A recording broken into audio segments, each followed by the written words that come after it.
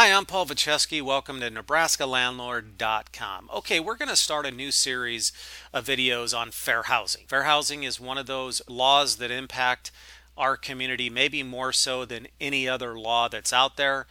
We're continually being tested by the fair housing nonprofit groups and the administrative agencies such as the Nebraska Equal Opportunity Commission and others as well. And as a landlord or property manager, you must have a really good understanding of fair housing, know how to protect yourself from fair housing complaints, and risk management tools. We're going to talk about all that in this series of videos. The main thing I need you to know before we get started, though, is this is in no way considered legal advice. This is for informational purposes only. It's designed to give you a basic understanding of fair housing. It is by no means the end. I highly encourage you to seek out as much fair housing training as you possibly can get. And also from a fair housing risk management perspective, you and all your employees, including your contractors, really should have a comprehensive fair housing training class every year. April is Fair Housing Month, so it's a great reminder. So every April, it's a good idea to get some training done for you and your staff. So, okay, fair housing. We're going to start today with protected classes. Define basically what it means and who are members of a protected class, because that's really the foundation of all fair housing laws. All right, protected classes are designed in nature to protect someone from being discriminated against because they are a member of a protected class. So to put it in layman's terms, if somebody is a member of one of these classes we're going to be talking about here, then a landlord, a property manager, home sellers, and lenders, they can't deny them.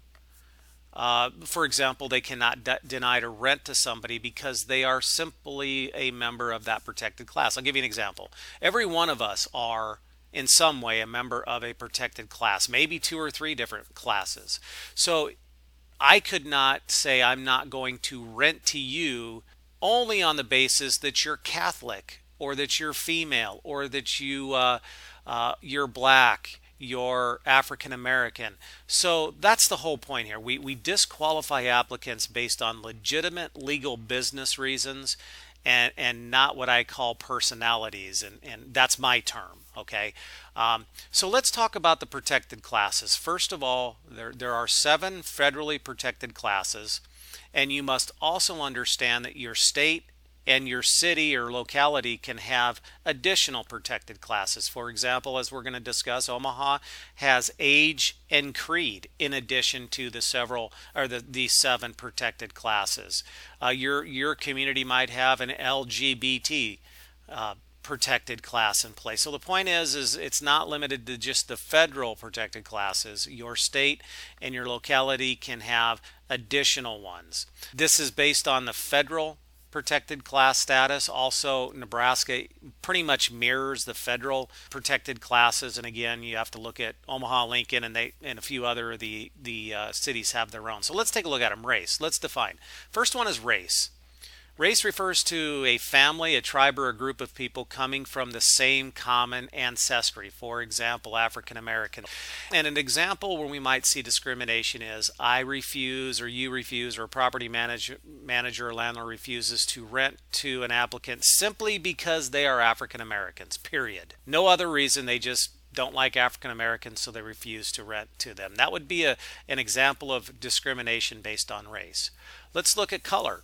Color refers to an individual's skin color. For example, you may refuse, or someone would refuse to rent to an applicant because of their skin color. Religion. This refers to all aspects of religious beliefs. It's not limited to the Christian faith. All religious beliefs, observances, and practices are protected.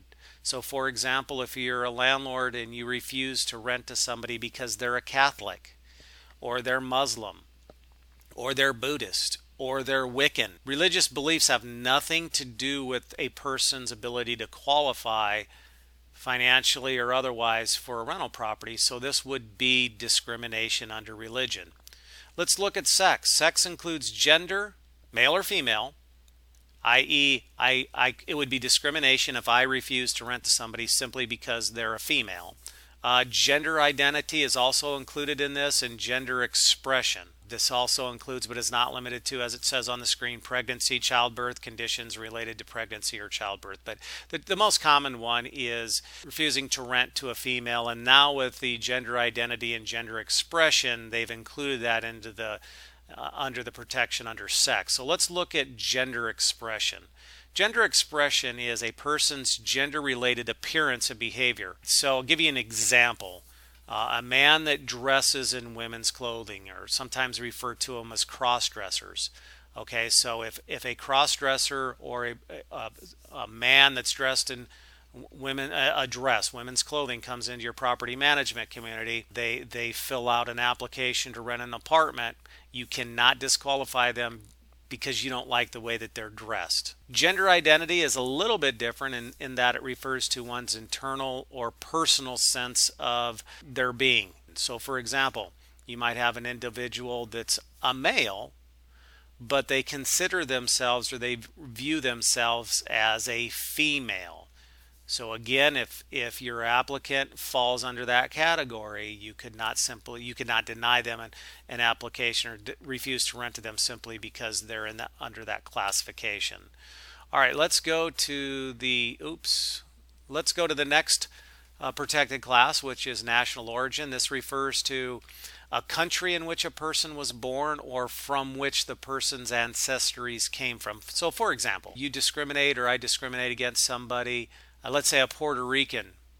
You don't like Puerto Ricans for whatever reason, so you're not going to rent to them. And this is interesting. If you look at the example up there, it says discrimination against a Puerto Rican individual by a Mexican property owner. A lot of people think just because they are a member of a protected class, they cannot be held accountable for discrimination, and that is absolutely false. There is numerous documented cases where African Americans, they discriminated against other African Americans by refusing to rent to them because they were African American. I can think of one case where a light-skinned property owner illegally discriminated against a darker-skinned African American and by refusing to rent to them. So if you're a minority, there's a belief out there that if you're a minority property owner that you can discriminate, and you cannot. Family status refers to a situation where there is one or more persons under the age of 18 who reside with a parent, a legal guardian. This applies in the cases of pregnancy or for people who are in the process of gaining legal custody of someone under the age of 18. Basically, in the industry is you cannot refuse to rent to somebody because they have kids or a family. They're pregnant, for example. Okay. Disability is probably the broadest category of the protected classes, and the ones I would say probably, or the one that I would say that most managers and landlords deal with on a daily basis. Disability refers to both physical and mental disabilities. And where we would see an example of discrimination is not allowing a disabled individual to have a service animal in your apartment where you have a no pets policy. And we're going to get into accommodations and service animals in a different video. And then don't forget, there are localities in the state of Nebraska that have their own protected classes. Omaha, as I said, has creed and age as a protected class. In Iowa, for example, sexual orientation and transgender is a protected class. And if you notice at the bottom there, it says receipt of public assistance. And I wanted to mention that real briefly. It's not a protected class under fair housing, but it is a protected class, meaning you cannot discriminate against somebody or refuse to rent to somebody, or as a lender refuse to use the income from public assistance. So if they indicate on the application that they're receiving welfare and here's the amount that they're getting every month, or they're getting Social Security or Social Security disability, any of those, that's considered receipt of public assistance, and you cannot discriminate against somebody that are basically what you can't do is invalidate that source of income and saying I'm not going to rent to you because I don't believe in Social Security. So, okay, those are the protected classes. I hope this has been beneficial to you. Again, this is only one of many videos I'm going to be doing on fair housing. So if you have any comments, please leave them down below. If you have a question, I will answer it. I know this particular topic always generates a lot of questions. If you have a comment, I'd love to hear from you. And also on the YouTube channel there, if you would please hit the little thumbs up to indicate that you like the video. If you're watching this on Facebook, please share it and also like the video as well. And don't forget to like our Facebook page, Nebraska Landlord. Okay, that's all I have. Until next video, happy landlording.